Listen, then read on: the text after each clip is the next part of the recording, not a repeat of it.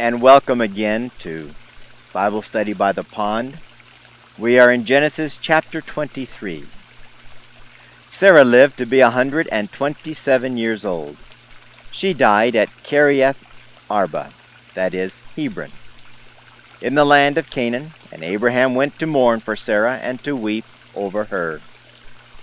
Then Abraham rose from beside his dead wife and spoke to the Hittites. He said, I am an alien and a stranger among you. Sell me some property for a burial site here so I can bury my dead. Abraham had been in the land of Canaan now, at least 40 years. But because he was the first of a generation to come, he considered himself a stranger because his parents were not born there. He had no clan or family there. He was starting a whole new generation there. So they were strangers there. They owned no land. In our lives, we need to consider this world not as ours. We should not take possession of it. We need to recognize that our home is in heaven. And let us consider ourselves as strangers and pilgrims here in this land, only preparing our lives for heaven. The Hittites replied to Abraham, Sir, listen to us. You are a mighty prince among us. Bury your dead in the choicest of our tombs. None of us will refuse you his tomb for burying your dead. Then Abraham rose and bowed down before the people of the land, the Hittites. God had given him and told him that he would have possession of all this land.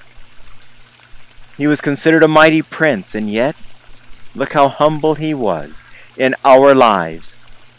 Do you want people to love you and respect you, to honor you? Be a servant. Humble yourself.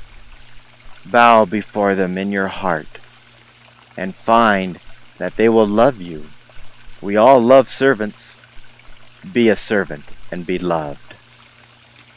He said to them, If you are willing to let me bury my dead, then listen to me and intercede with Ephron, son of Zor, on my behalf, so he will sell me the cave at Machpelah, which belongs to him and is at the end of his field. Ask him to sell it to me for the full price as a burial site among you.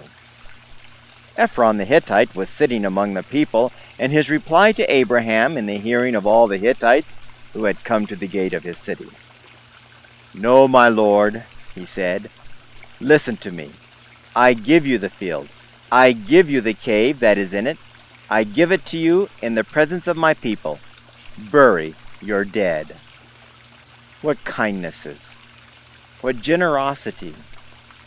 Wouldn't it be wonderful if people today were so generous and kind, so humble, so willing to serve?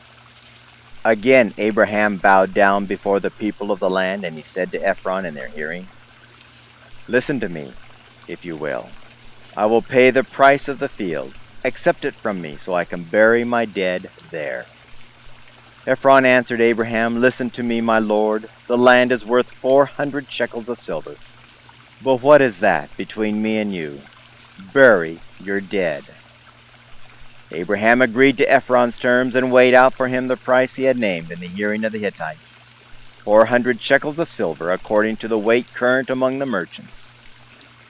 So Ephron's field in Machpelah, near Mamre, both the field and the cave in it, and all the trees within the borders of the field, were deeded to Abraham as his property in the presence of all the Hittites who had come to the gate of the city.